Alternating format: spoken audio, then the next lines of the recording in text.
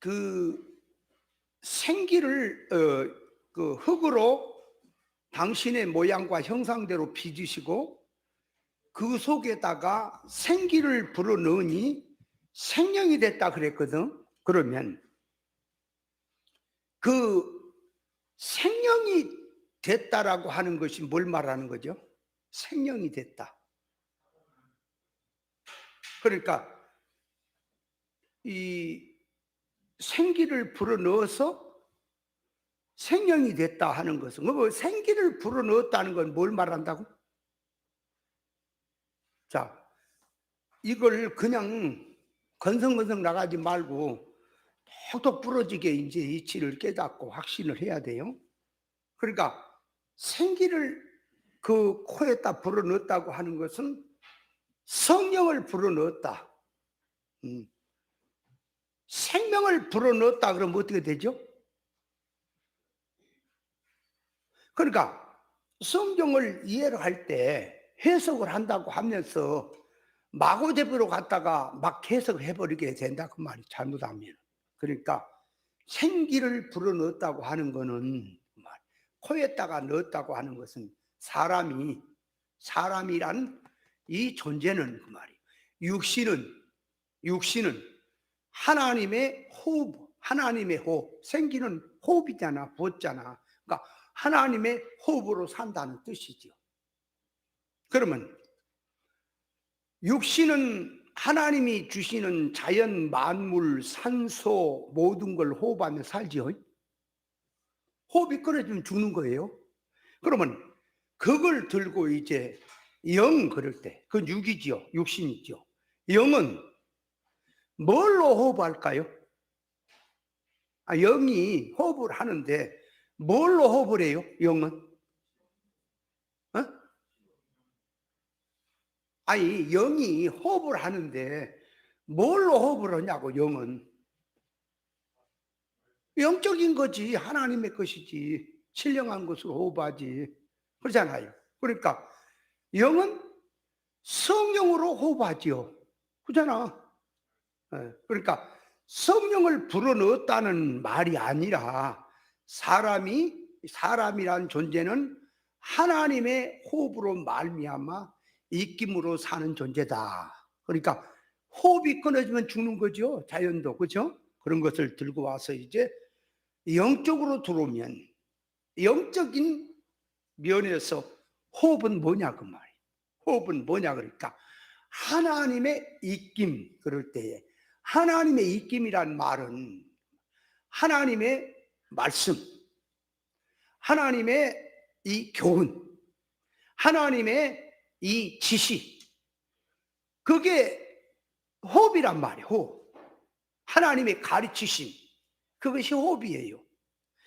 그 하나님의 가르침, 하나님이 주신 생명, 하나님이 주신 것으로 산다.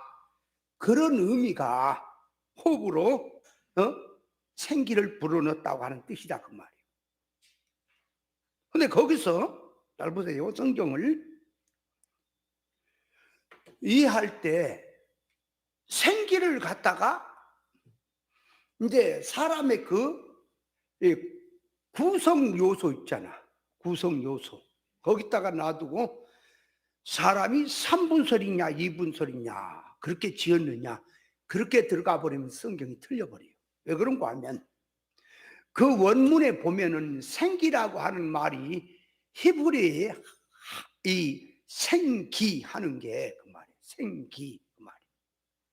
그 생기라 할 때 그 생명이다. 생명이 된지라 할 때 그 생명이 됐다는 것은 하이 레펫이거든. 그러니까 영은 르아크란 말이에요. 히브리어의 영은 르아크. 그러면 이 혼을 갖다가 정신 혼을 갖다가 네펫이 그러거든. 그러니까 거기서 말하는 것은 하이란 말은 살아있는 그 말이에요. 살아있는 이 레펫이 하이 레펫이 이렇게 들어가는 생명이란 말이 하이 레펫이란 말인데 그 말은 살아있는 생명, 그러니까 살아있는 혼, 산혼, 산영이 아니라 산혼으로 지었다는 말이 돼버리거든. 걸려서. 그래서 이 구성 요소로 사람을 그걸 본다면 아직 사람이 처음에 지어질 때 영적인 사람이 아니라는 게 돼버려요.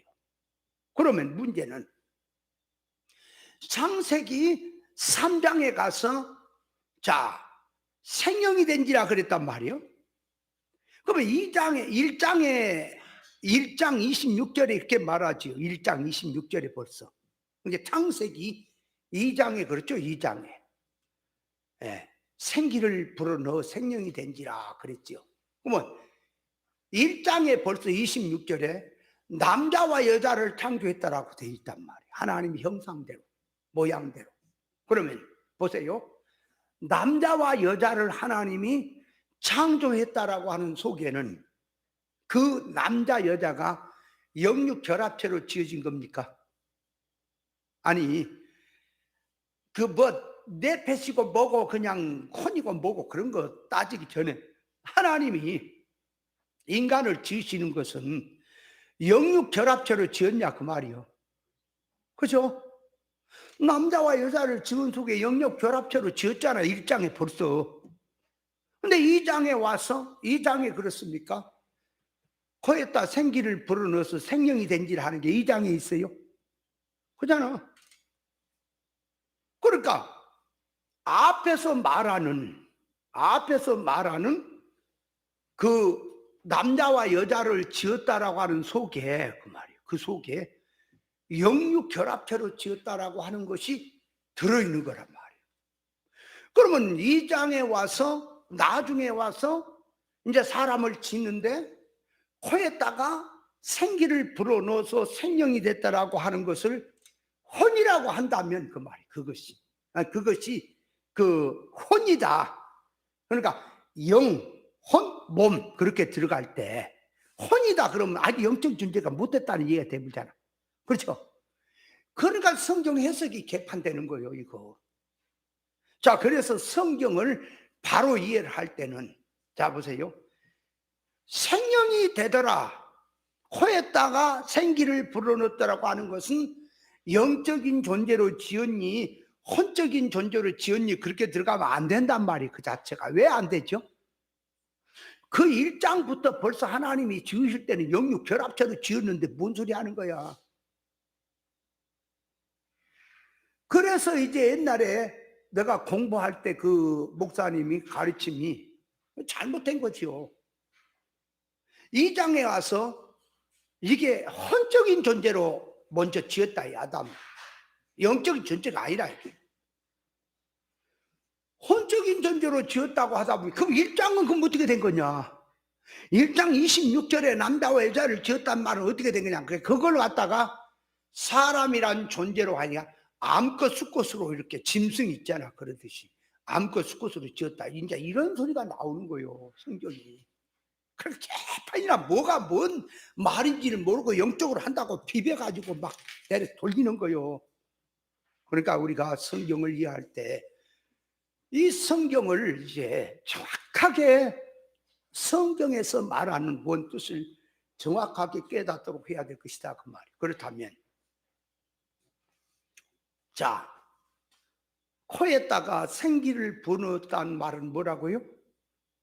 사람의 창조하신 구성이 어쩌니 2분설 3분설 그렇게 지었단 말을 하는 게 아니고 하나님이 그렇게 지었단 말은 인생은 하나님의 호흡으로 움직이고 사는 존재다. 그러므로 하나님의 주신 호흡이 끊어지면 죽습니까? 자, 그렇게 들어간 말이다.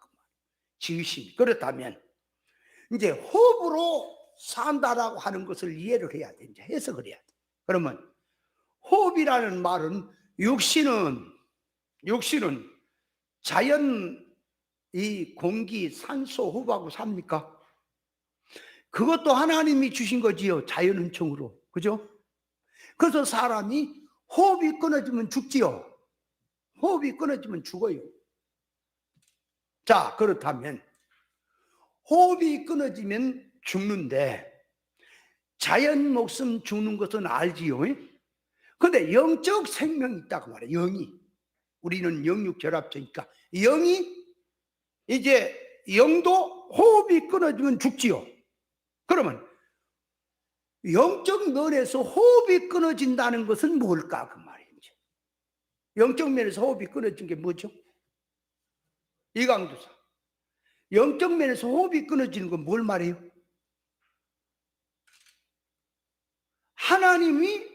하나님의 입김이란 말이에요. 호흡이 하나님의 입김. 그러니까 그 하나님의 입김이라는 말을 입김이다, 호흡이다라고 얘기할 때 자꾸 숨 쉬는 것만 후 하고 쉬는 것만 생각지 말고, 사람이 말 빤지도 입김이라 그럽니까? 아, 정치인들이 입김이 세다 뭐 그런 거 있죠. 그러니까 말, 그 사람에게서 난 말, 교훈, 가르침, 판단, 전부 그게 입김으로 가는 거예요. 그러니까 뭔 말이냐? 하나님의 호흡이란 말은 하나님으로부터 나오는 교훈, 하나님으로부터 나오는 가르침, 하나님으로부터 나오는 인도함을 말한다 그 말이에요. 호흡이란 말이 영적으로. 그렇다면 호흡이 끊어진다고 하는 것은 하나님과 끊어진 걸 말하는 거예요. 호흡이 끊어진다 하는 건 뭘 말한다고요? 하나님하고 끊어지면은 호흡이 끊어진 거예요. 그러니까 그 말을 오늘 우리에게로 이제 들고 와서 말하면 길이요, 진리요, 생명의 교훈이 끊어지면 끊어진 거예요. 영적으로. 진리 이치가 끊어지면 끊어진 거라니까요. 진리와 영감의 가마가 끊어지면 끊어진 거예요. 호흡이. 그게 이제 끊어진 거다. 죽은 거다. 자, 그러니까 우리는 뭘로 사냐? 영적 신앙이, 생명이 뭘로 사냐? 진리와 영감으로 사는 거다. 그거 끊어지면 죽는다.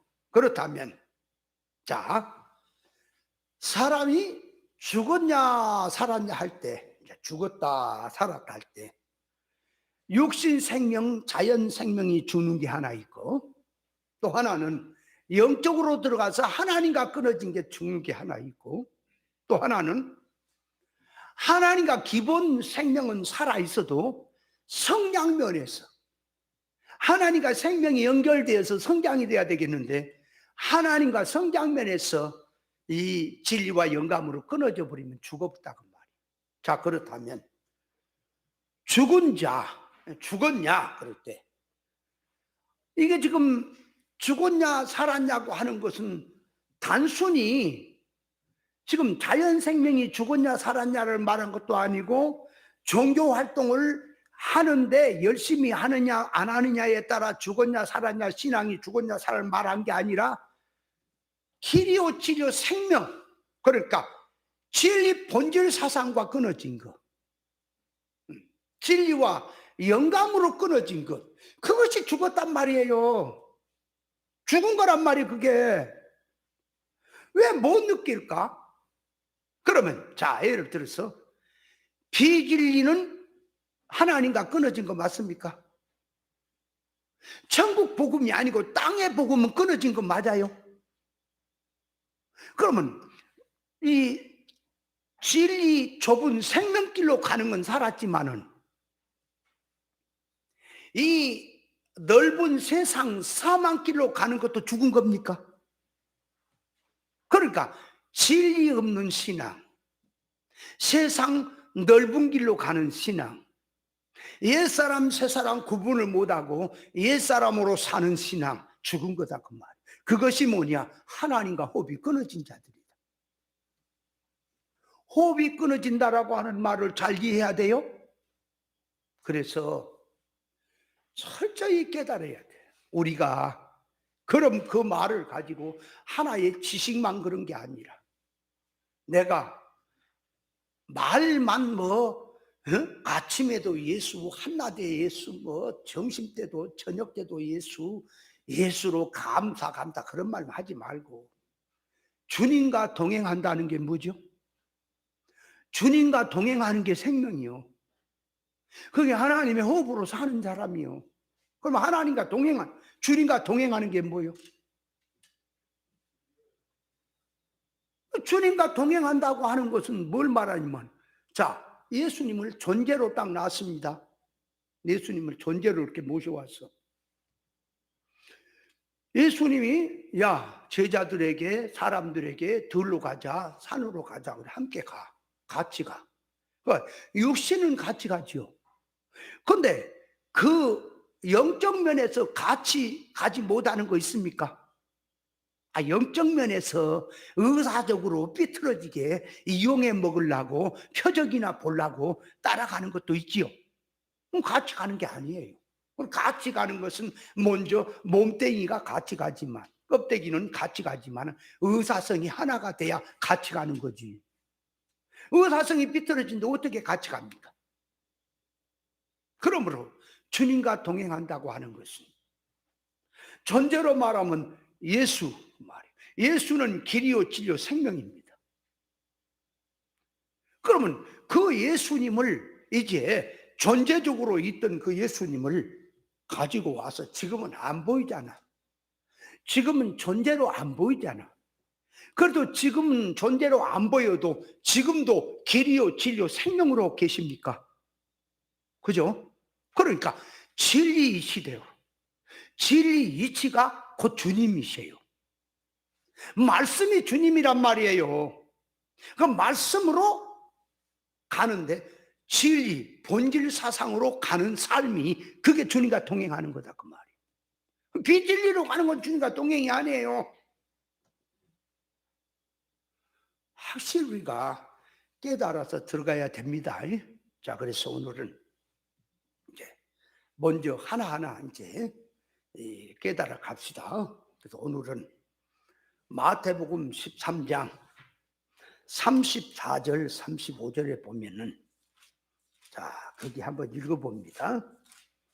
마태복음 13장 34절 35절 보면, 예수께서 이 모든 것을 무리에게 비유로 말씀하시고 비유가 아니면 아무것도 말씀하지 아니하셨으니, 이는 선지자로 말씀하신 바 내가 입을 열어 비유로 말하고 창세로부터 감춘 것을 드러내리라 함을 이루려 하심이니라. 자, 여기 보면 비유가 아니면 말하지 않았지요. 그렇죠? 자, 그래서 첫째, 교재를 보세요. 이 교재가 앞에 부분만 글을 썼지 뒤에는 안 썼기 때문에 뒤에는 적어야 합니다. 자, 성경의 비유의 뜻. 첫째, 자, 비유란 실체를 설명하기 위해서 비슷한 것을 들고 빗대어서 설명하는 것이 비유다. 그러니까 비유라고 하는 것은 이걸 뭐를 얘기하려고 비슷한 거 들고 와서 비유를 들어서 말한다 그 말이에요. 비유란 어떤 사실을 설명할 때 비슷한 모양의 것, 관련성 있는 것을 가지고 빗대어서 참 뜻을 알리는 것이다. 그래서 비유를 들어서 말한다 할 때에도 물질계 것을 가지고 물질계의 것을 설명하는 것은 세상끼리 비유가 되기 때문에 성경에서 말씀하신 비유의 뜻과는 전혀 다른 거지요. 자, 봐요. 비유를 말한다고 할 때, 이제 비유를 말한다 그럴 때, 자, 예를 들어서 난 놓고 기업자도 모른다 그런다 그 말이요. 그 난 놓고 기업자도 모른다고 하는 말은 뭘 말하는 거예요? 글 자체를 기본도 모른다는 거 아닙니까? 글을. 그죠? 글은 맨 처음에 시작할 때 기억 미국으로 들어가잖아. 그러니까 기억도 낫이 기억자잖아. 그러니까 기억자의 낫을 가지고 기억자도 모른다. 그 낫을 보고 기억자거든 낫이. 그러니까 뭔 말이죠 그 말이? 그것도 비유예요. 뭘 낫을 들었냐고. 뭐 하려고 낫을 들었어요? 그를 모른다는 말을 하려고. 전혀 그걸 기본도 모른다는 말을 하려고 낯을 든 거지요. 낯이 무슨 낯을 들고 누구 찍으려고 한 것도 아니잖아. 그러니까 낯을 들은 것은 아무것도 모른다. 글씨 글에 대해서 그걸 얘기하려고 낯을 들었지요. 근데 낯을 든 건 비유지요. 이해를 잘해야 돼. 비유라는 말 자체가 이 물질 세상에서 비유라는 말 자체도 알아야지 이제 영적인 뜻의 비유가 뭔지를 알지요. 이 비유를 모르면 어찌 다른 비유를 알겠느냐. 성경 전체는 다 비운 거예요. 비사고. 자, 그러니까 그걸 잘해야 돼요. 낯 놓고 기억자도 모른다라고 하는 말은 낯을 말하려는 게 아니고 낯을 들어서 비유를 들어서 아무것도 모른다고 하는 것을 얘기하려고 낯을 들어서 말한 거지요. 그렇게 말한 것은 물질 세상의 것을 들어서 물질 세상에 대한 비유지요. 그 성경의 비유와는 다르다니까. 성경은 물질 세상의 것을 들어서 신령 천국을 설명하려고 하는 거죠. 전혀 다르다. 자, 그래서 물질 개념으로 콩을 심으면 콩이 나고 팥을 심으면 팥이 나고 많이 심으면 많이 나고 적게 심으면 적게 거두고 심는 대로 거둔다고 하는 것은 물질 개념으로 물질의 것을 물질의 비유를 들어서 말한 것이니 성경 구절을 들고 아무리 말해도 성경에서 말씀하고자 하는 뜻과는 전혀 다른 것이다. 콩 심은 데 콩 나고 팥 심은 데 팥 난다. 자, 빈죽밭에 빈죽 나오고 왕대밭에 왕대 난다.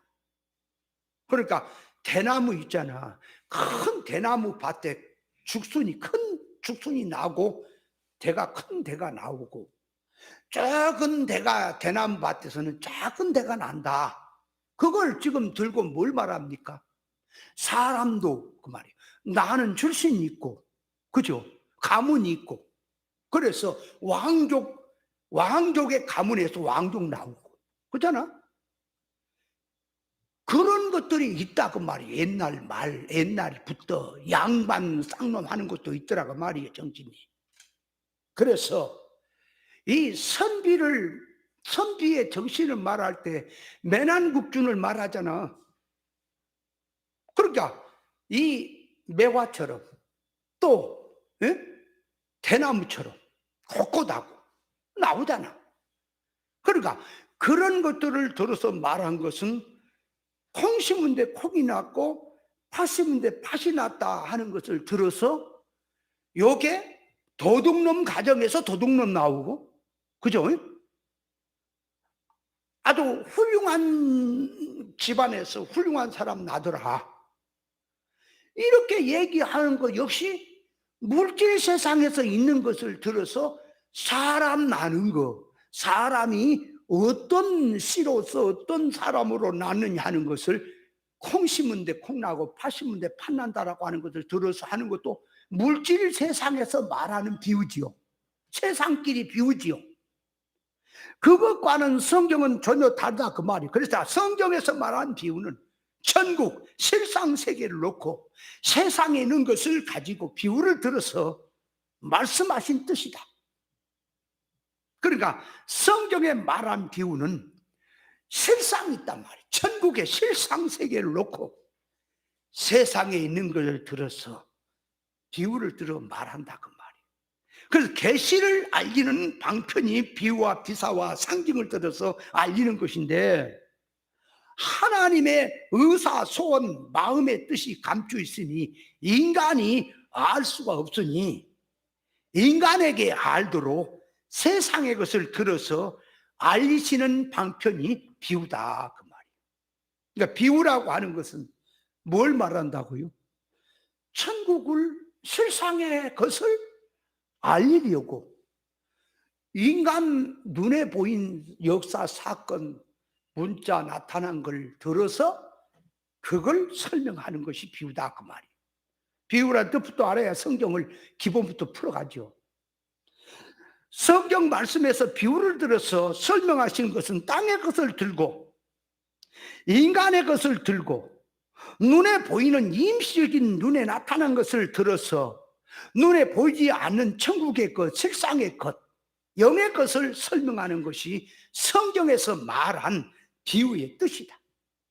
비유란 땅의 것, 물질의 것, 현상세계의 것을 들어서 신령 천국의 것을 말하는 것이고, 비사라고 하는 말은, 비사라는 말은 인간 눈으로 보면 사건이고 역사고 하지만 사건 속에 숨겨져 있는 하나님의 뜻을 알리는 것이 비사다.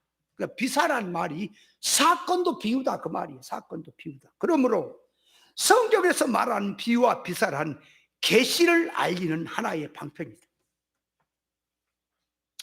이 세상에 있는 것들을 들어서 신령계의 것, 천국의 것을 설명하는 것이니 계시 전달의 수단과 방편이 비유와 비사를 들어서 말씀하신 것이니 영의 세계, 실상의 세계를 바로 안다면 비유와 비사를 들어서 말할 필요가 없는 것이다. 자, 그래서 성경은 전부가 다 비유예요. 비사가. 이 비유만 비유가 아니고 실제는 실제고, 비유를 든 것만 비유가 아니라 실제도 다 비유다, 그 말이에요. 실제도 비유다. 쉽게 말하면 아브라함의 가정에 아내가 몇 명이요? 아브라함의 아내가 몇 명이야? 아브라함의 아내가, 이강수사, 아브라함의 아내가 몇 명? 2명? 4명? 성경 좀 읽어. 아브라함의 아내가 3명이죠. 먼저 사라, 그 다음에 몸종인 하갈, 그잖아. 또 하나는 후처인 그두라, 그잖아. 그러면 아브라함의 이 아들들이 몇 명? 아들들은, 아브라함의 아들들은 몇 명이냐고 세봐. 자, 아브라함의 아들은 그래, 8명. 아브라함의 7명의 아들이 있었는데가 아니고, 키다리 노래가 아니야. 8명의 아들이 있었는데요, 그 얘기죠. 그러니까 아브라함의 아들이 8명이에요. 하나는 이삭, 그 다음에 이스마엘. 그두라를 통해서 낳은 자식이 창세기 25장에 보면 6명이 나와요. 거기 미디안도 나오죠. 그러니까 8명이죠. 자, 그런데 아브라함의 가정을 보면은 아브라함의 아내가 3명이고 자식이 8명으로 되어 있지만, 갈라디아서 성경에 볼 때는 아브라함의 아들은 하나다. 하나를 가리켜서 그리스도라 그랬다 그러고, 또 아브라함에게 처가, 그 말이야, 아브라함의 부인이 둘이다. 하나는 자유하는 여자, 하나는 중. 자유하는 여자에게는 약속으로 자식을 낳고, 이 계집종에게서는 육체로 자식을 낳았다. 이것은 비유니 그러잖아. 그러니까 실제로 있는 일인데 비유다, 그 말이야. 그럼 그렇게 성경이 된 것만 비유가 아니라 성경 전체는 다 실제로 있는 일이지만 비유다, 그 말이야. 그게 비싸다. 그것을 알아야 합니다. 그래서 하나님 아버지의 마음속에 들어있는 의사성을 전달할 때 말로도 글로도 전화나 수화나 문자나 행동 등으로 하나님의 뜻을 알리시는 내용이 성경 66권 속에 전부 다 들어있다. 예를 들면 야구 감독이 선수들에게 손발을 움직여서 신호로서 사인을 보내고 하는 뜻을 전달하죠. 모자를 만졌다가 막 손에 했다가 쭉쭉쭉 했다가 뭔데 옛사람 막 손가락으로 했다는데 그게 다 저쪽 사람이 못 알아먹어야지, 알아먹어버리면 안 되잖아. 번트를 대라 그럴 때는 어떻게 하는 거예요? 번트를 대라 할 때도 그때그때 달라요. 번트 그러면 이렇게 한다든지, 홈런을 쳐보라 그럴 때는 이렇게 한다든지 하는데, 맨날 그러면 이게 장탄 알리라고 큰맘 먹고 있구나 그럴 때는 살짝이 그냥 옆에 좁으면 허탕 쳐불지. 알지 못하게 하는 것이 사인이잖아. 그런 것이 있듯이 하나님의 의사적 뜻이 들어있는 말씀을 전달할 때 영적 면에서 지식 수준이 낮으면 원형을 딴 모형을 가지고 설명을 해서 알게 하는 것은 알게 하는 경우도 있고, 사람이 영적 면에서 어리고 깨달음이 더디면 땅의 것, 물질의 것, 눈에 보인 것을 들어서 하늘에 신령한 것, 영의 것을 알도록 설명하는 것이 비유다. 비유예요.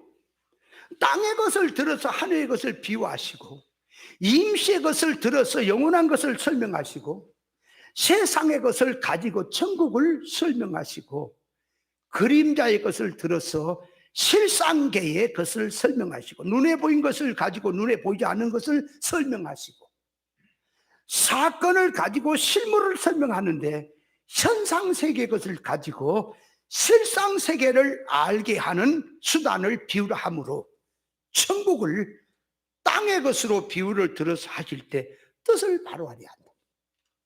자, 밭에 씨 뿌리는 비유를 말씀한다고 하는 것은 가지고, 비유를 또 이제 들어가서 이해를 할 때 잘 해야 돼요. 천국에 가면 땅을 파고 씨를 뿌리고 농사를 짓는 일이 실제로 있는데, 이 땅에서 농사 짓는 것을 들어서 신앙 농사를 지어야 천국 가서 누릴 수 있다는 말이 아니라, 비유를 들었다고 할 때 그 이해를 잘 해야 돼요. 실상의 것을 들어서 땅의 것을 가지고 비유를 든다고 할 때 잘 이해를 또 해야 한다고요. 하늘나라에 가면 실제적으로 땅을 파고 농사 짓고 하는 건 없단 말이에요, 그게. 근데 왜 비유를 들었냐고, 천국의 비유를. 그러니까 실상의 것을 말한다고 하는 것도 이해를 잘해야 한다, 그 말이, 그 뜻을. 그러니까 천국에서는 땅을 파고 농사 짓고 하는 일은 없어요. 그럼 무엇을 뜻하는 것이냐 하면, 신령 천국은 앞으로 영능의 실력을 준비해서 누릴 것을 놓고 이 땅에서 사람의 속, 성품적으로 하나님의 성품을 담고 믿는 일과 아는 일이 하나가 되는 영능의 실력을 놓고 농사 짓는 것을 들어서, 신앙 농사 짓는 것을 비유로 들어서 천국을 준비하는 천국 운동을 하는 것을 비유를 들어 말씀한 것이다. 자, 집을 건축하며 집을 짓는 것을 비유를 들어 말씀하신 것은, 천국에 가면 집을 짓고 한 것이 아니라 이 땅에서 신앙 인격의 집을 짓는 것을 놓고 하신 말씀입니다. 이것을 이해하지 못하는 신앙자들은 천국에 가면 집이 있어서 천국의 환상을 보고 자기가 입신해 갖고 천국을 갔는데 누구 집은 기초도 안 넣더라, 누구는 기둥만 세워놓고 놀고 있더라, 누구 집은 창문도 안 달고 누구 집은 기와 석장이 안 올라갔더라, 맨 이런 소리 했었지요. 천국에 가서 그런 식으로 되면 천국이 아니란 말이에요. 천국은 완전한 나라라, 완전한 나라, 더 이상 발전이 없는 나라란 말이에요. 그러면 집을 짓는 것은 그 말이에요. 뭘 말하냐? 자, 그래서 어떤 지역이 개발되고 집을 짓고 한 식으로 만일에 천국이 되어 있다면, 천국은 완전한 나라가 아니고 계속해서 발전하고 개발되고 있다는 말이 되겠지만, 천국은 영원전 천국이나 지금의 천국이나 미래의 영원한 천국이나 완전한 나라요, 개발이 필요 없는 완전한 나라다. 집을 짓는 비유를 들어서 천국을 설명하라는 뜻으로, 건설하라는 뜻으로 말씀하신 뜻은, 이 땅에서 사는 동안 영능의 실력자가 되는 것을 놓고 신앙 인격의 건축을 놓고 천국 건설을 표현한 것인데, 말귀를 못 알아먹는 신앙자들이 물질 개념으로 천국을 생각하는 것이 문제라고 말이에요. 새 예루살렘 성에는 길이 수정같이 맑은 정금길이라 했는데 어떤 사람이 천국에 갔더니 천국에는 전부 정금길로 되어 있고 천국에는 모든 것은 전부가 정금으로 되어 있더라고 하는 자들이 간혹 있는데, 만일에 신령 천국이 전부가 정금으로 되어 있다면 그 나라는 곤태감 나서 못 사는 거예요. 뭐 할 길을 못 알아먹고 그냥 천국에 갔더니 정금이더라고 헛소리 하는 거예요. 그게 무슨 천국이 그러냐 그 말이요. 세상에 금이 귀한 것이라서 금이 좋다고 하겠지만 발에 채인 것이 금이고 손에 잡힌 것이 금이라면 금은 귀하지 않는데, 전부 금으로 되어 있다면 그런 천국은 사람이 살기 힘든 곳이 된다. 세상에서도 나무도 풀도 돌도 짐승도 사람도 각각 있어서 조화를 이루고 있으니 산도 풀도 가만히 보면 봄에 또 여름에 가을에 다 다르고 다 조화를 이루니까 살기 좋은 곳이지. 만일에 전부가 다 세상의 금이라면은 사람 살기 어려운 것이 될 것이다. 그렇죠? 금 너희는 걸려 못 산다니까요. 나무도 금이네, 돌도 금이네, 따라가는 새도 금이네.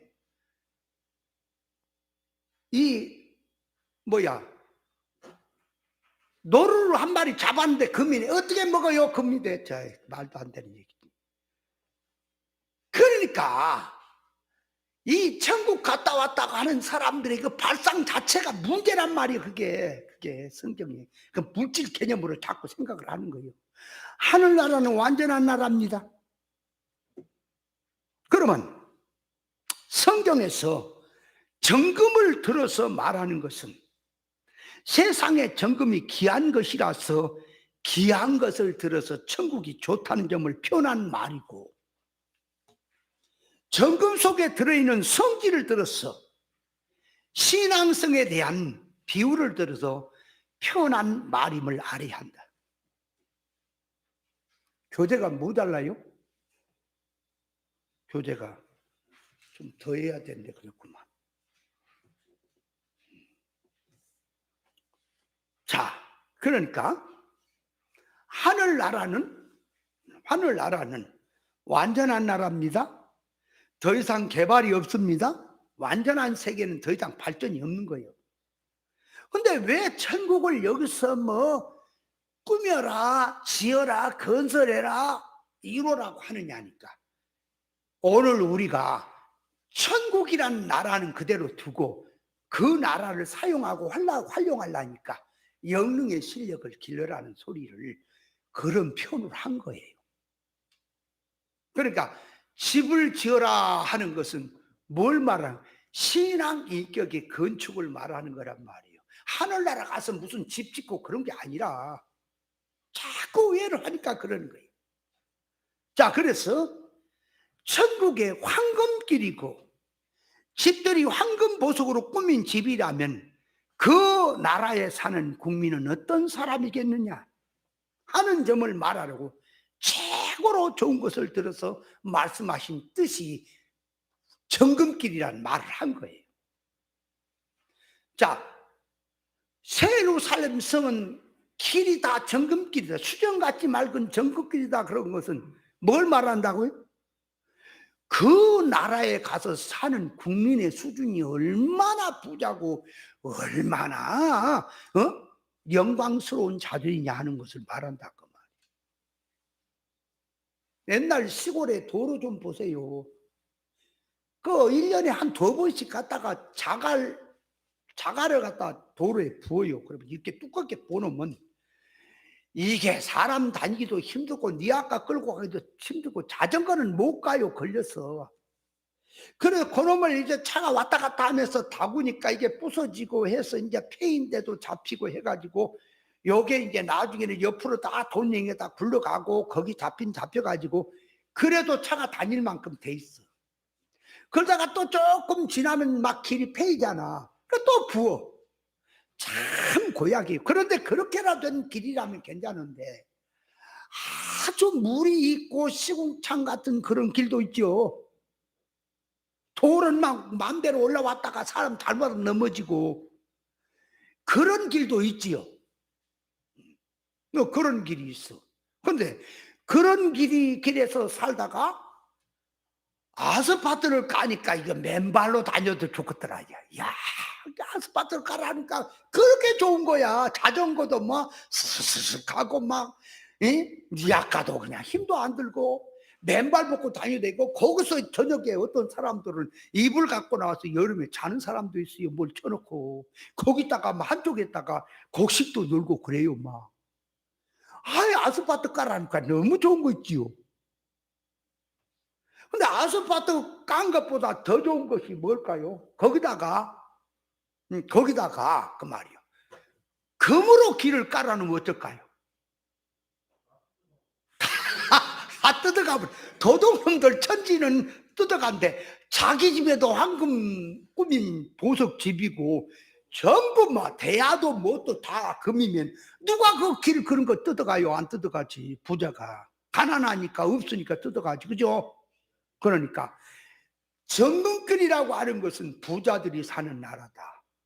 얼마나 부자들이면 길이 정금이니 대문짝이 진주다. 그 못 살고 먹을 게 없으면 그냥 대문짝 세수대 하나 갖다 팔지. 세상에서 부자 되는 그 정치인들은 막 세수대야도 막 금이고 막 수도꼭지도 금이고 그렇게 된 그런 거 누구야? 옛날에 후세인이야 누구야? 누구지? 필리핀 대통령이야 누구냐? 그런 사람 나중에 그 조사했더니 그렇게 나온 적도 있었죠. 누군지는 모르지만 또 필리핀 대통령 쫓아올라.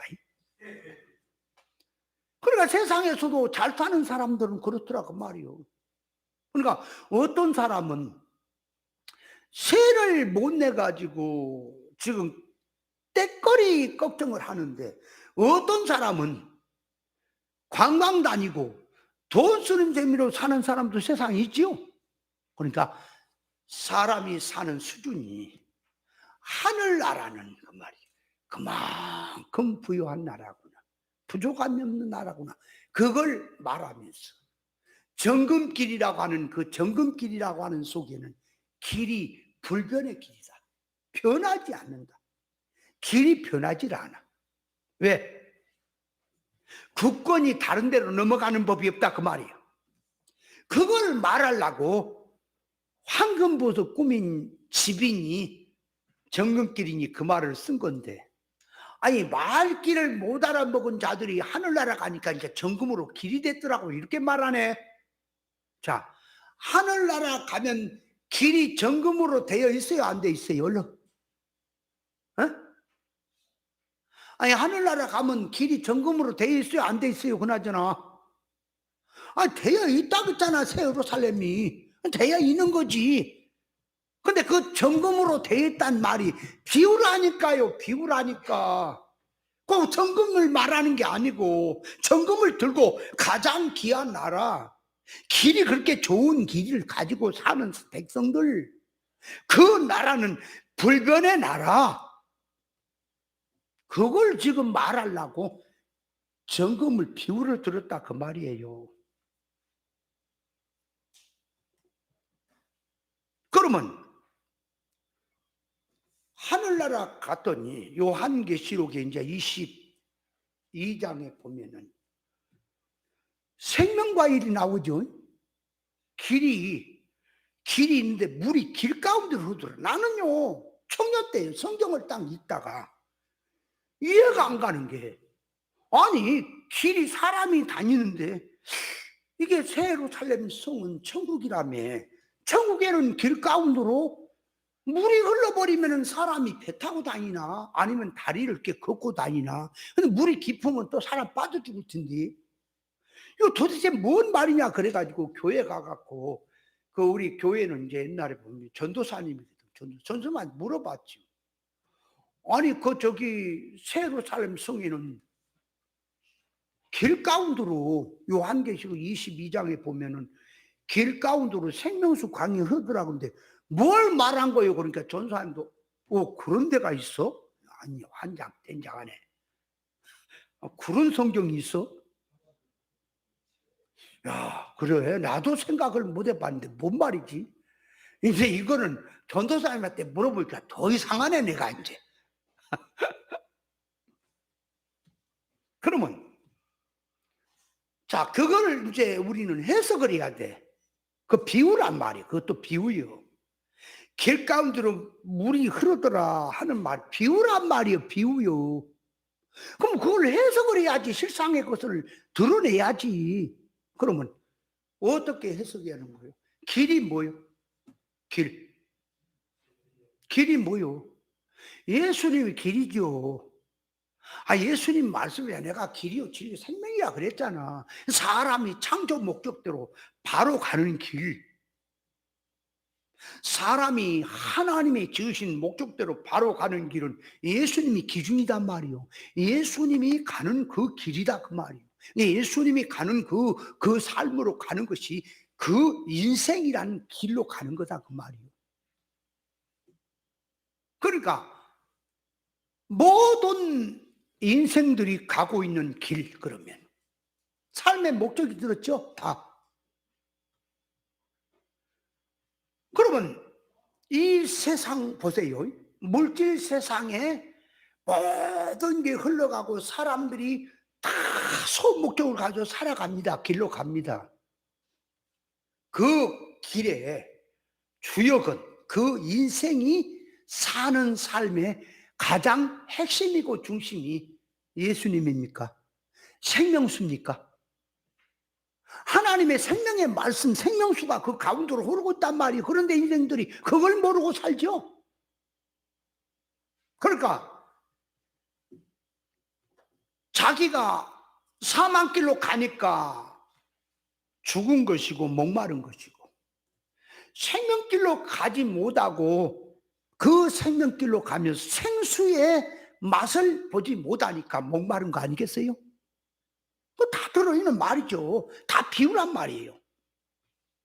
자, 그래서 둘째로 들어가서 성경에서 비유를 더 말하는 속에는 대부분 비유된 것은 비유고 실제로 있는 것은 사건은 비유가 아니고 실제 사건으로 생각하는 사람들도 있는데, 성경 역사 전 자체는 실제로 있는 사건이든 비유로 된 사건이든 전부는 성경 역사 전부는 그 말이에요. 비유고 비사가 되는 것임을 알아야 한다. 사건은 그냥 단순한 사건이 아니고 그 안에는 신령한 뜻으로 구원의 이치가 들어있는 것이기 때문에 비사가 되는 것이다.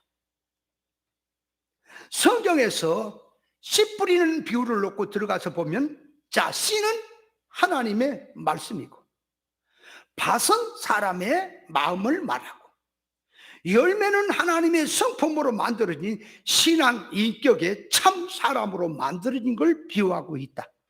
그러므로 영의 이치를 표현하는 방편이 땅의 것을 들어서 설명을 하는 것이니 비유는 문제와 같은 것이고 해석을 한다고 하는 것은 문제를 푸는 것 같은 것이다.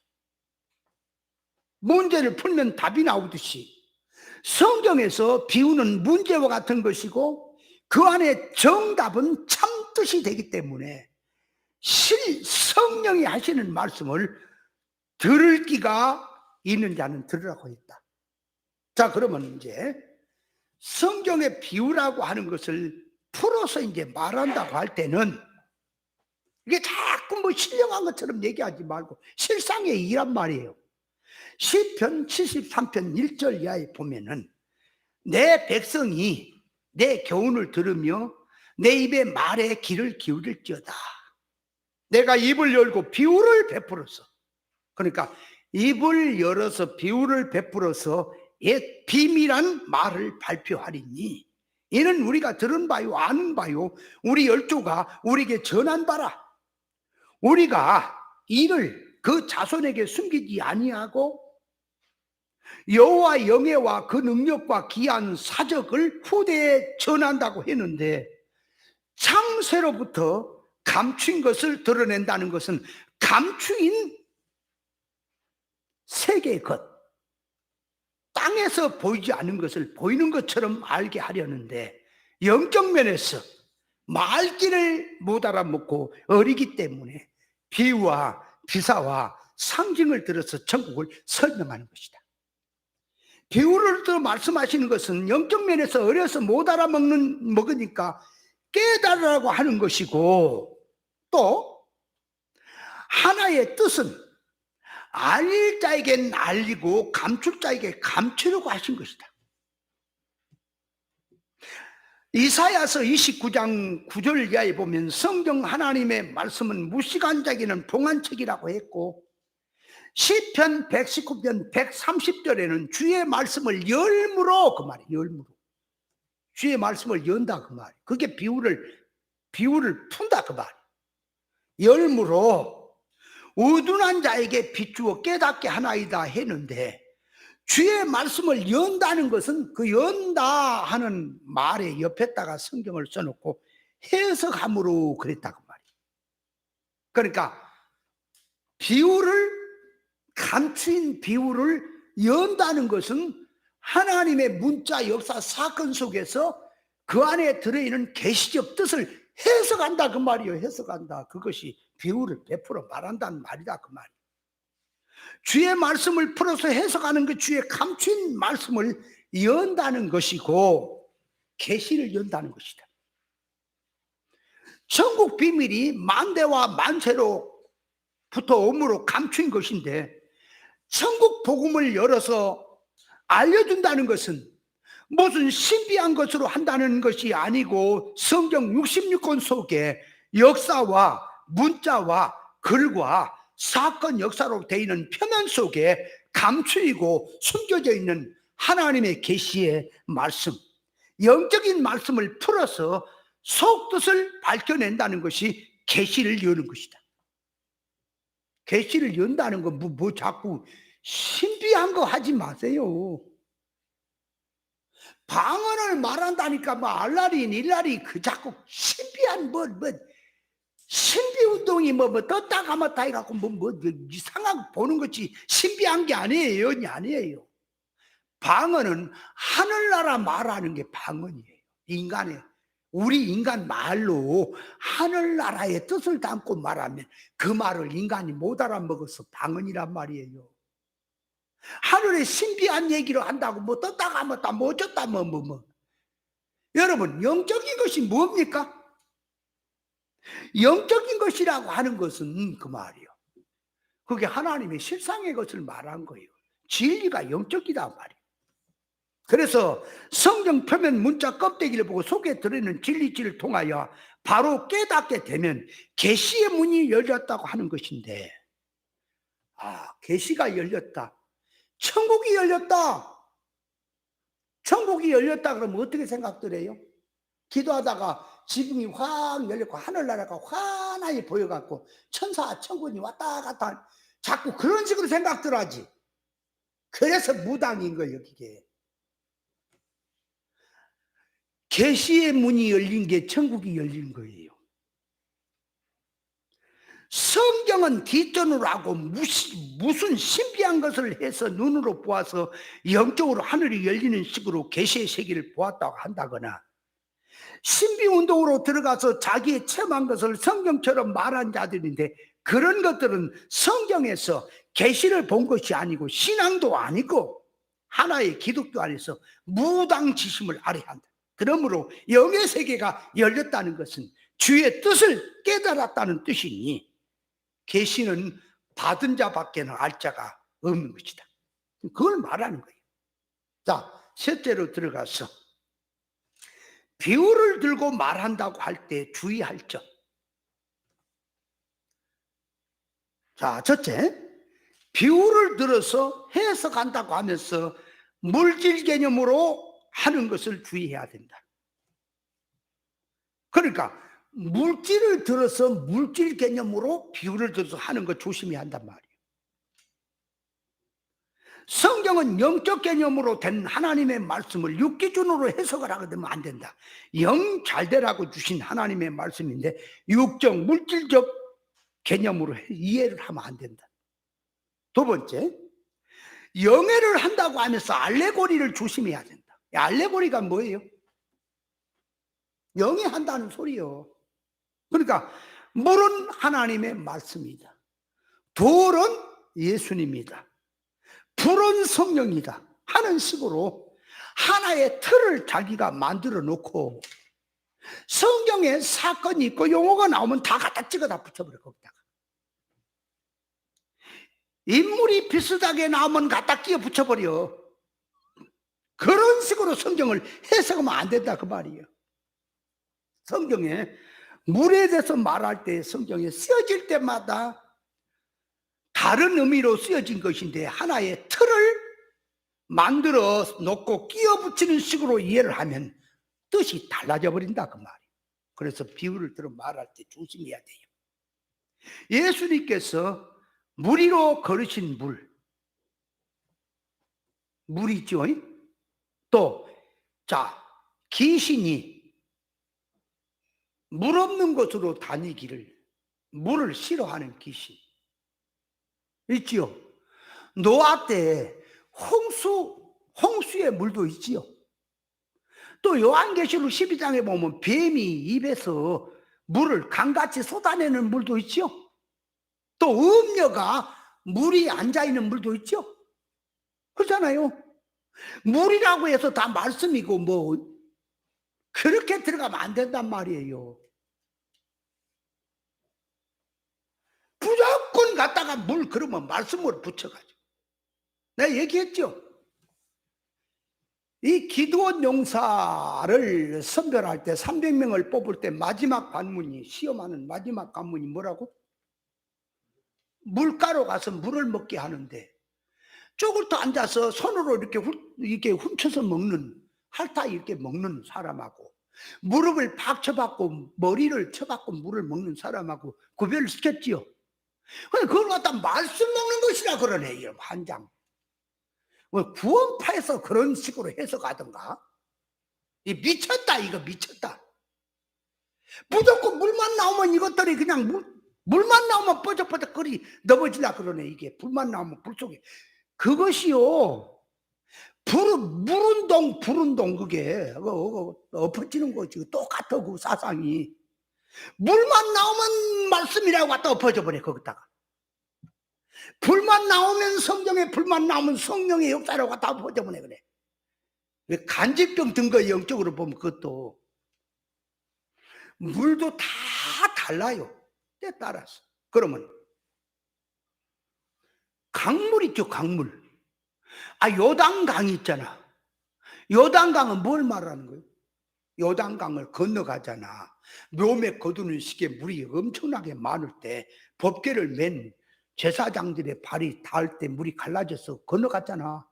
그럼 요단강은 뭘 말할까요? 물은 요단강도 물이잖아. 요단강 물. 그 홍해도 물이잖아. 바닷물이지. 홍해가 말씀이에요? 나 참 이게 잘 이해를 해야 돼. 어떤 목사님은 이 TV에 나와서 설교를 하는데 갈릴리 바다가 생명의 바다래요. 와, 나 그 소리 듣고 좀 미쳤다 저거. 뭐 저런 놈이 있냐 저거. 목사냐 저거. 갈릴리 바다가 생명의 바다래요. 여러분, 성경으로 들어가라니까 성경에서 뭘 말하는지를 봐야지. 자꾸 일반 개념을 갖고 와서 왜 그 사람이 갈릴리 바다를 생명의 바다로 하냐. 일반 개념이라니까. 일반 개념을 들고 와서 갈릴리 바다는 모든 고기가 살잖아. 어부가 많잖아. 그 생명이 거기서 막 생활이 잘 돌아가잖아. 그러니까 그 갈릴리 바다에서 많은 고기를 잡고 어부들이 거기에 죽치고 고기 잡고 해가지고 생활이 펴지고 막 일어난다고 해서 생명의 활력소가 있는 바다라고 해가지고 생명의 바다라고 말을 한 거예요. 그 목사가. 그게 일반 사고다. 선악감 그 사고다. 성경이 말한 뜻을 알아야지. 성경이 뭘 말하는 건지. 나 그 사람도, 그런 사람도 만나봤으면 쓰거든. 좀 제발. 뭐 어떻게 그렇게 성경을 갖다 해석을 하니? 이 돌 맞아 죽을 이 인간아. 아무렇게나 성경을 해석하면 되는 거야? 그럼 그러지. 떼뿌라고 내가 내 맘대로 하는데 왜 네가 말이면 그 말 되는 거예요? 안 되는 거예요? 야만 너도 성경 갖고 하고 나도 성경 갖고 하고 너도 예수 이름을 두고 나도 예수 이름 두고 네가 그렇게 하면은 나까지 피해를 보지. 예수님까지 피해를 보고 믿는 사람이. 네가 개인적으로 할 것 같으면 성경을 들지 마. 개인적으로 할 것 같으면 예수 이름을 들지 말고 해. 그냥 그럼 말 안 할게. 성경을 들면 이거는 공통이 들어가는 거요. 전체가 교회가. 네 한 사람이 잘못하면 교회가 욕을 먹잖아. 내 혼자 잘못한 게 내 놔두라 내 마음대로 살다. 그건 네 혼자 얘기지. 예수 이름을 드는 것은 전체가 다 책임이 들어가기 때문에 문제예요. 군대 가서 한 사람이 잘못하면 딱 같이 그 부대원이 기합을 받는 것도 있지 않습니까? 왜 나는 잘못이 없는데 왜 나까지 기합을 주냐? 군대라 그랬다 임마. 군대라. 군대는 그런 거다 임마. 나 혼자 잘한다고 기합을 안 받는 게 아니에요. 그죠? 세상도 마찬가지. 목사라는 사람이 성경을 갖고 해석을 한다면 바로 못하면은 내보라 내 맘대로 살다 죽게. 그건 성경을 들지 말라니까. 성경을 들면 나도 같이 들어가는 거요. 책임성이. 당신이 그런 식으로 성경을 해석해 갖고 이상하게 해놓으니까 교인들을 진리로 인도하려면 더 고약하게 만들어 놓은 거잖아. 당신이 고약하게 만들었지. 하나님의 일을 하나님 앞에 가 물어봐. 하나님이 그렇게 하면 안 된다고 했다. 하나님 놔두세요. 내 마음대로 살다 죽게. 아니 이 세상에서 하나님의 눈을 피하고 하나님의 간섭 피하고 살 자가 있습니까? 지 자유로 사는 자가 있어요? 말도 안 되는 얘기지. 여러분 갈릴리 바다는 세상을 상징하는 거예요. 성경이. 성경의 개념을 보라고. 무슨 생명의 바다요? 그러니까 생명의 바다라고 하는 발상 자체가 선악과 먹은 지식에서 일반 사고방식을 바탕에 놔두고 성경을 해석한 거예요. 성경에서 말한 뜻은 갈릴리 바다는 세상이다 하는 것을 비유해서 보여준 거예요. 안 그래요? 그래서 갈릴리 바다를 건너가는 거다. 시험 환란이 있고 풍랑이 있고 성도가 세상을 걸쳐가는데 시험 환란 어려움이 있는 갈릴리 바다, 세상을 상징하는 거다. 갈릴리 바다가 세상을 상징한지 안 한지 한번 성경 한번 볼래요? 기어이 성경 구절을 가지고 들어대야 맞겠어? 알겠어? 누가복음 21장에 보면은 뭐라 그랬어요? 1월 성신에는 징조가 있겠고, 그 1월 성신이란 말은 하늘에 해달 별이 징조가 있겠고, 땅에서는 바다와 파도의 우는 소리를 인해서 혼란한 중에 사람들이 공고하리라.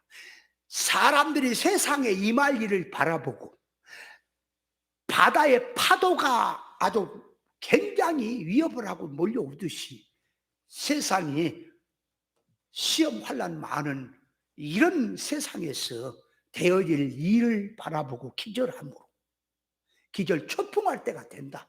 그러나 너희는 일어나 머리를 들어라. 그러니까 세상에 일어나는 시험 환란 여러 가지 일들이 일어나는 것들을 바다로 말하면 풍랑이 일고 있는 것과 같다. 지금 비유한 거지요. 그래서 갈릴리 바다는 세상을 지금 비유하는 겁니까? 근데 그 생명의 바다라고요? 그러니까 할례를 받지 못하면요, 이게 개판이라니까. 성경 해석이 안 되는 거예요. 그래서 자, 예수께서 물 위로 걸으신 물은 물질 세상을 상징해서 물질 초월을 한다는 뜻이 들어있는 것이고, 예수님이 물 위로 걸어가셨다는 건 뭘 한다고요? 물질 세상을 발 아래 두고 이용한다는 뜻이다 그 말이에요. 귀신이 물 없는 곳으로 다닌다는 물은 거룩한 하나님의 말씀의 물을 상징하고 있는데, 그 물은 하나님의 거룩한 말씀을 상징하는 거예요. 그러니까 귀신은 왜 물 없는 곳으로 다니기를 원하느냐? 귀신은 더러운 영이라 씻기를 싫어하기 때문인 것이고, 씻기를 싫어하니까 물을 싫어한다 그 말이에요. 귀신이. 그럼 물을 싫어하는 귀신이야. 근데 또 그 간질병에 든 자는 물만 보면 거기 막 넘어지잖아. 또 그놈 귀신은 물을 그렇게 좋아하네. 다 다르다니까 귀신 역사도. 이건 씻기를 싫어한 거. 저쪽에서 말한 물만 보면 넘어진다는 게, 물질의 욕심에 들어갖고 물만 보면, 그냥 물질만 보면, 그냥 돈만 보면 그냥 빠져가지고 세상 것에 그냥 빠져가고 허덕거리고 있는 것을 말하는 거지요. 말씀이다 그러면 뭔 말씀인지 모르고 성경 구절만 들면 거기 팍 엎어지는 거야. 말씀 앞에 말씀대로 산다고.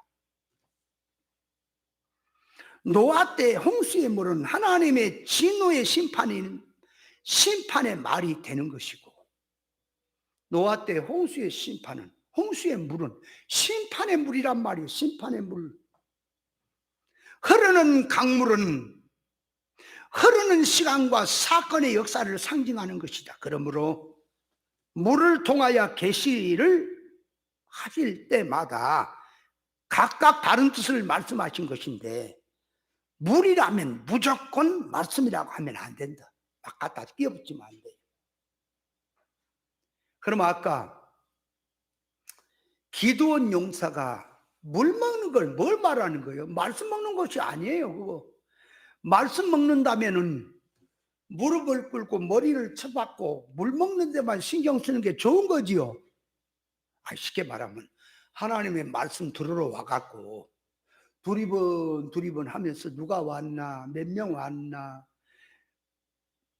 나 아는 사람 있나, 두리번거리며 말씀을 들으며 다른 짓거리 하면서 말씀을 듣는 게 옳은 겁니까?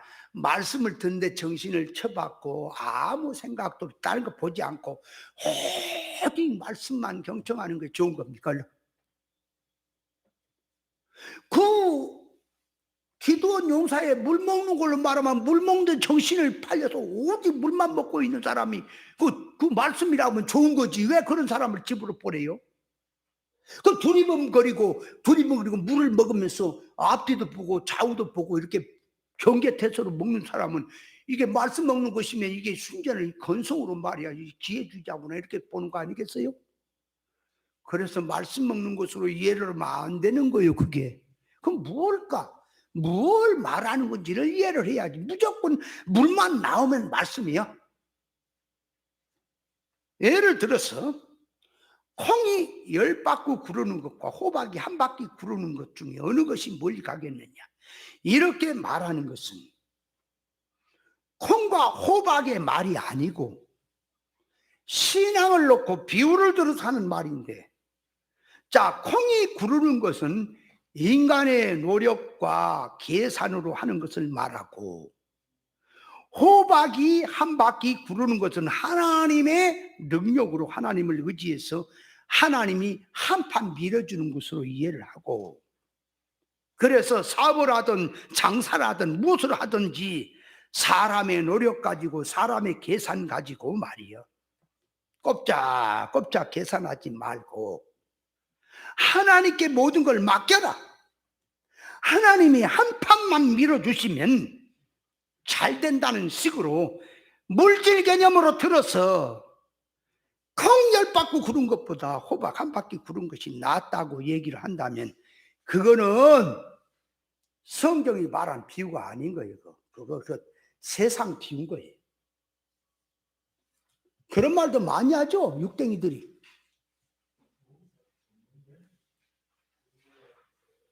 육댕이들이 그래요. 베드로가 밤새워 고기를 못 잡았지만 말씀에 의지해서 깊은 데 가서 그물을 내렸더니 많은 고기가 잡혔더라 하는 걸 뭘 말한다고? 인간 네 계산을 하지 마. 네 인간 짧은 계산 갖고 이렇게 저렇게 사업도 하지 말고 삶도 하지 마. 하나님을 의지해. 말씀대로 해라. 그 말에 믿음으로. 그러면 한 판 믿어준다. 이거 순전은 다 이게 복쟁이들이 이게 하는 소리요. 성경에 말하는 것은 뭘 말한다고요? 이 깊은 데로 가서 그물을 내렸다. 수고를 해서 잡아도 한 마리 못 잡았지만 이제 말씀에 의지해서 깊은 곳으로 가서 그물을 내렸더니 많은 고기에 잡혔다는 말이 뭐라고요? 물질 세상에서 네 생각 갖고 가난하고 안 되고 어려워지니까 하나님께 맡겨서 하나님이 한판 밀어만 주라 말씀대로만 하면 부자가 되고 건강하고 다 잘 된다 그런 거예요 지금? 그 얘기입니까? 그거는 물질을 들어서 물질 얘기라니까. 성경은 영의 실상의 것을 말하려고 물질의 것을 들고 말한 거예요. 그러니까 거기서 고기는 뭐죠? 고기가 뭐예요? 고기가 고기를 갖다 돈으로 계산하는 거 아니에요. 실제로 말하면 그대로 말하면. 여러분 고기 많이 잡으면 돈 많이 법니까? 어부가? 에이 고기 잡은 거지 뭘 돈 벌어요. 여러분 고기도 비싼 것은요, 비싼 고기는 한 마리가 몇십만 원 가는 것도 있죠, 그죠? 어? 자연산 장어 이거 막 한 마리 막 30만 원 40만 원 가요. 팔뚝만 원 거. 그런 거 그냥 뭐 한가만히 잡으면 돈 떼벌죠. 그러니까 어부가 고기를 많이 잡은 건 돈 많이 버는 거예요. 그것이 물질 세상에서 인간 세상에서 쓰는 용어입니다. 그걸 들고 이제 참 실상의 것을 비유를 들어 한 거니까 실상의 것을 풀어내야지 그 말 속에서. 그러면 참 실상의 고기는 뭘까? 그러니까 이걸 또 교회가 이제 돈으로 생각을 안 해. 사업으로 생각 안 해. 사람으로 갖다가 사람 낚는 어부되게 한다 그러니까 사람을 교회에 목회하는 목사가 전도해서 교회에 꽉꽉 채워넣은 것이 고기 많이 잡힌 거예요. 사람 많이 전도해갖고 교회 부흥시키는 것이 그게 고기 많이 잡혔다고 한다니까. 전도 많이 하는 것을. 그러면 그렇게 말하는 거 해석한 거지요. 해석한 건데 성경이 말한 적중의 뜻으로 들어가는 해석은 아직 안 나왔지요. 여러분 교회 사람을 꽉꽉 채워서도 많은 사람을 배나 지옥자식으로 만들 수도 있습니까? 그러다가.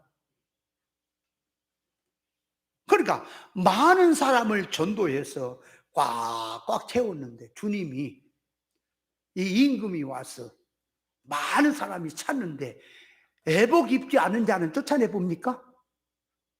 그죠? 애복을 입지 않는 건 고기 잡은 거 아니지요. 고기란 결론이 최종적인 결론이 더 이상 갈 수 없는 것이 뭐냐 그러니까 고기는 영능의 실력인 거예요. 믿는 사람 존재를 놓고 앞으로 천국을 하나님의 후사로서 누릴 수 있는 영능의 실력 배양하는 것이 고기라고요. 하나님 성품 담는 것이. 그것이 고기 잡은 거예요. 인생이. 인생 노정을 다 마치고 하나님 앞에 갔을 때에 뭘 갖고 계산하더냐 그 말이에요. 돈 갖고 계산합니까? 일 많이 했느냐 그거 갖고 계산합니까? 아니면 하나님 닮았느냐 영능의 실력 가졌느냐 그거 따집니다. 어부의 결론은 돈이에요. 고기 많이 잡는 거예요. 어부는 고기 많이 잡는 거예요. 농부는 열매 수확 많이 거두는 거예요. 목적이라. 인생이 세상에서 가장 마지막 목적이 뭐겠느냐? 하나님을 닮는 영능의 실력이단 말이에요. 그것이 고기예요. 그러면 그 고기가 잡히려니까 큰 고기가 많이 잡히려면 어떻게 해야 된다? 인간 노력으로 안 돼. 타락한 인간의 것으로 안 돼. 하나님의 말씀에 의지해서 믿음으로 되는 건데 어디다가 내리는 것이 깊은 데죠? 요한복음 21장에는 배 오른편에다 내리라 그랬어요. 누가복음 5장에는 깊은 데로 가서 내리라 그랬어요. 그 깊은 데가 어디지요? 인간 네 계산으로 되는 것이 아니다 그 말이에요. 예를 들어서 물이 밤에는 고기가 깊은 데도 던지면 있을 수가 있고 낮은 데도 있을 수가 있죠. 근데 낮에 환해졌을 때 깊은 데다가 금물이라고 하는 금물도 지금 뭐 대형 금물을 말한 게 아니고요. 투망 같은 그런 그물을 말한 거야. 작은 그물. 그런 그물로 깊은 데 갖다 집어 던지면은 고기가 걸려요. 아나 나 잡으라고 그물 속으로 들어와요. 확 도망가 버려요. 한 마리도 못 잡는 거요. 그러니까 인간 계산으로는 나오지 않는 거다 그 말이에요. 깊은 곳이. 인간 네 계산으로는 깊은 곳에 갔다가 그물 던지면 고기가 아나 잡으라고 있어요. 아나 나 잡아봐라고 있어요. 다 도망가 버려요. 다 도망가니까 뭔 소리냐. 깊은 곳으로 가서 내리라고 할 때는 베드로 네 생각대로 하지 말고 네 계산을 하지 말고 믿음으로 해라. 그런 뜻이 되는 거죠. 깊은 곳이. 안 그래요? 그렇게 해석하는 거 일반 목사님도 해석하죠. 그거는 하나고, 두 번째는 깊은 곳이 어디냐 함께 사람을 낚는데 깊은 곳이 어디냐 함께 활동은 낮은 거예요. 눈에 보이는 활동, 언행 심사는 낮은 거예요. 사람의 심령 깊은 곳. 그러니까 속으로 들어가서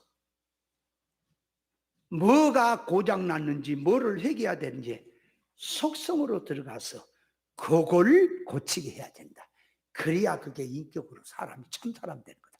껍데기, 행동, 종교 활동 그런 것 가지고는 사람이 큰 고기가 잡히질 않은 거다. 그걸 지금 보여주는 거죠. 자, 그래서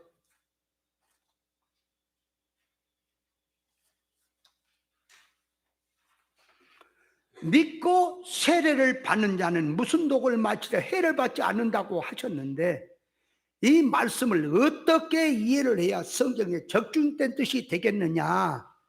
실제의 독 개념으로 이해를 해서 실제로 독을 마셔도 된다는 식으로 해석을 하는 자들은 없지만 혹 있을 수도 있죠. 어떻게 해석을 하느냐. 대부분 일반적 해석은 그 말이에요. 독 같은 저주스러운 저주를 할지라도 해를 받지 않는다는 식으로 해석을 하면 이것은 물질 개념의 해석이지 성경의 참뜻의 해석은 아니다.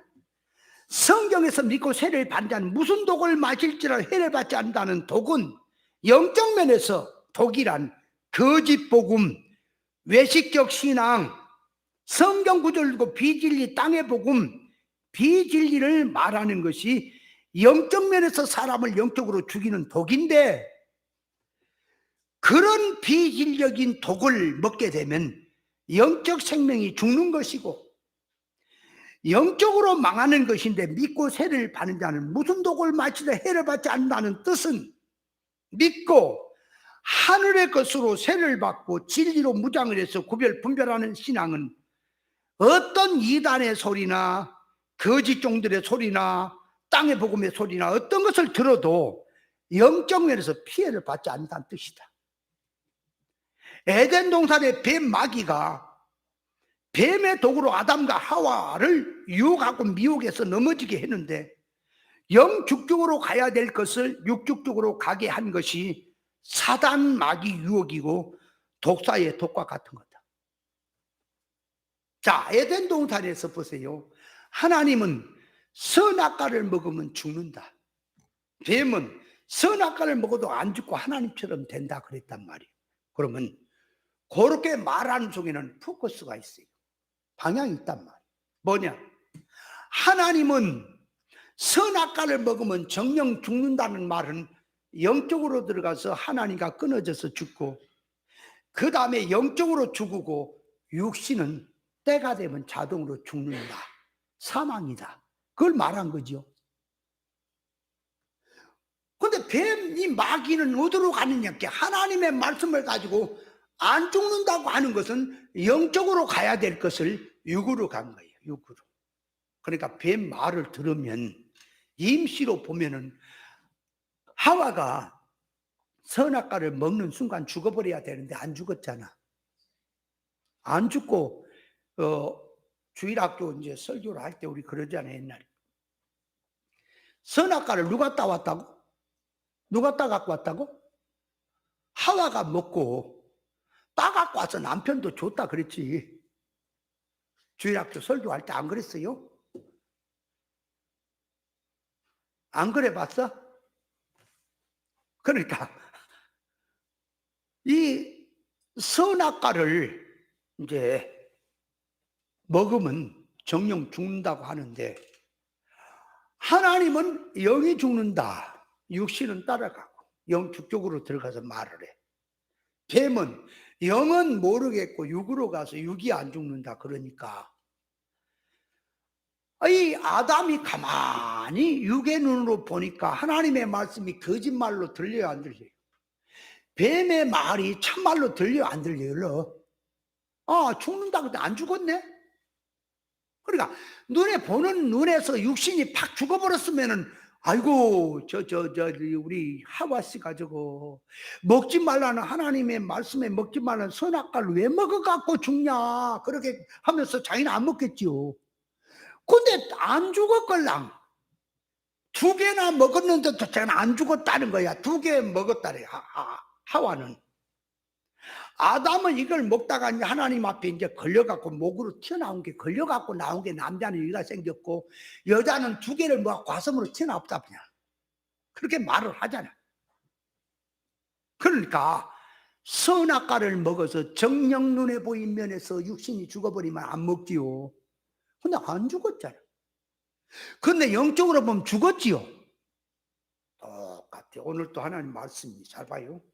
성경은, 하나님 말씀은 영 잘되라고 주신 말씀인데, 에덴 동산의 뱀의 종들은, 그걸 사상을 받은 자들은 육 잘되는 쪽으로 성경을 갖다 붙이니까, 자, 눈에 보인 면에서 육 잘되는 쪽으로 갖다 믿음 생활 잘하면 잘 된다고 하니까 잘 된 것도 있죠.